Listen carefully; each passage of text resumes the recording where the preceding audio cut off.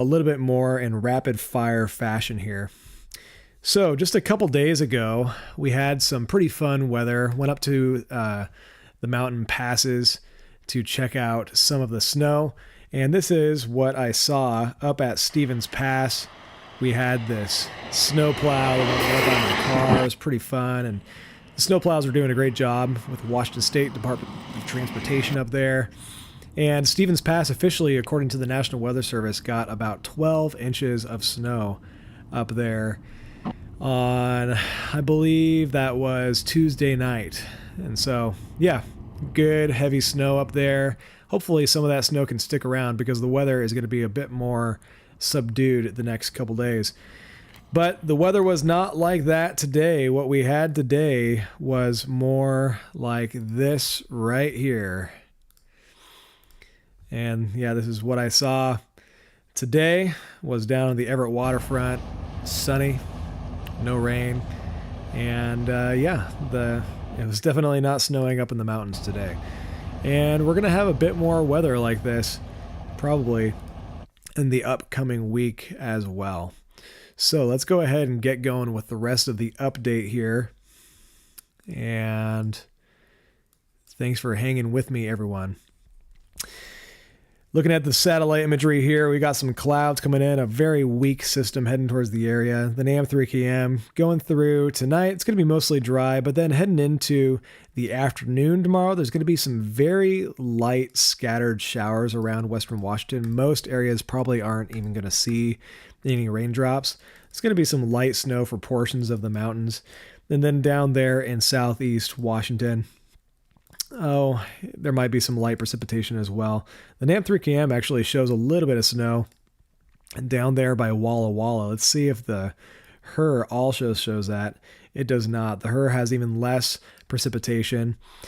And the European model probably shows the least amount, but it does kind of show that hint of snow down there by Walla Walla. Let's see if there's any validity with that, with the temperatures. Yeah, the temperature is going to be right on the cusp, it looks like, tomorrow night down there by Walla Walla. And if we look at the Katura method of snow fall down there, yeah, maybe just a trace of snow. And there's been some talk about wind. There's going to be a little bit of easterly wind in the Cascade gaps tonight, but really nothing to write home about.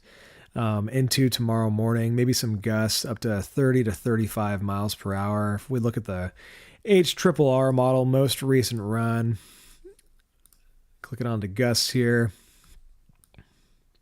Yeah, really, it's not even really worth talking about. It's just going to be a bit breezy in the caps. And as we head into this next week, it's really not that active, guys. I mean, we right now are under a bit of a ridge. It's going to be a really weak system tomorrow night, like we talked about. You can kind of see it sliding down, and then we have more ridging going into the day on Sunday and Monday, and then we have another system that begins to kind of clip the area on Sunday night into Tuesday morning, but that's really not going to be much of a weather maker at all. And then it looks like we're going to get more ridging going into Wednesday, Thursday, and if we look at the morning run of the European model, it even continues it into Friday, and then maybe on Saturday we end up getting something, but that's far enough out to where a lot's going to change with this. The next set of king tides is going to be next week, but fortunately for people that live in low-lying areas along the coast, it's not looking like there's going to be any strong low-pressure systems to contend with that could make coastal flooding exacerbated with large surf. There may be some slightly bigger waves on maybe Friday or Saturday, but as of now, it's not looking crazy to me. And just want to let you guys know, I got Washington Weather Chasers shop open. The URL for that is wawxchasers.shop. And I just uploaded this t-shirt right here. If you love heart, if you love snow. Then the reason why I did that is because on my Facebook page all the time, if you're on my Facebook page, you know, whenever I'm doing live streams and whatnot, I always say, hey guys, if you love this, if you love snow, heart this post. If you hate snow, wow this post. And so I just thought it'd be kind of fun to make a t-shirt. And I asked people what their favorite design was, and out of all the designs, this seemed to be people's favorites, and I've actually got that t-shirt linked to this video. You may have seen that tagged. And so, yeah, everything on the shop right now is 20% off. And then also, if you order over $100 of stuff, that makes shipping free. And it's going to be that way through the weekend.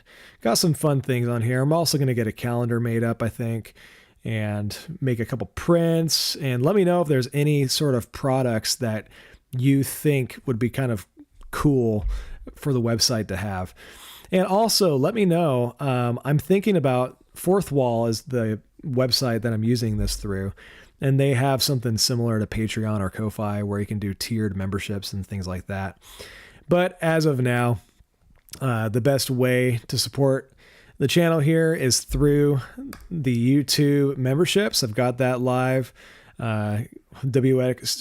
WAWX Chaser mode for $3.99 a month, or the Super Washington Weather Chaser for $7.99. And I've also got subscriptions on Facebook.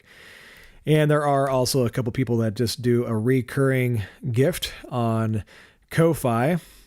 So just wanted to kind of show you guys all those different things before I get a little bit further into this update.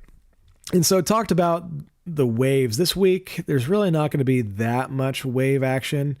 But there is the possibility as we head towards the later part of the week, there is going to be a king tide on Saturday.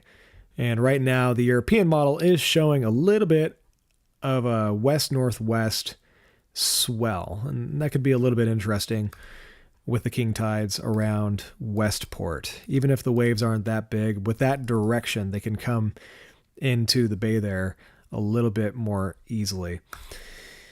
And then looking at the European weeklies, here's the signal for this big fat ridge that's making our weather super boring. If you guys saw my my thumbnail, try not to give you guys any frills. The weather this upcoming week, to me, looks pretty boring. But it's going to probably get a little bit more active towards the middle part of December with this look. It's a bit more of a zonal look, maybe. And then things are not super clear going later into the month. There is a little bit of a signal, maybe, for colder conditions around maybe the end of December to the beginning of January. But, I mean, it's not a strong signal by any means. And it's all going to come down to the details when it comes to colder weather around here, of course.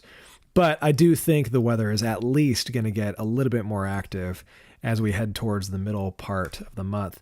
And as we look at the GEFS, this is looking at the American model ensemble members. We see that ridging this week, that system that moves through on Tuesday, that's going to be super, super weak with minimal rain around here.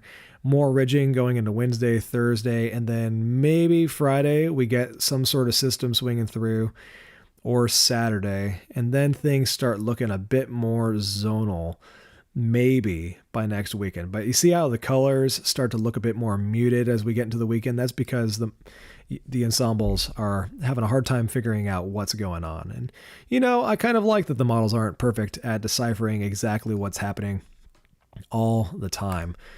So if you're enjoying this video, please make sure and hit that like button.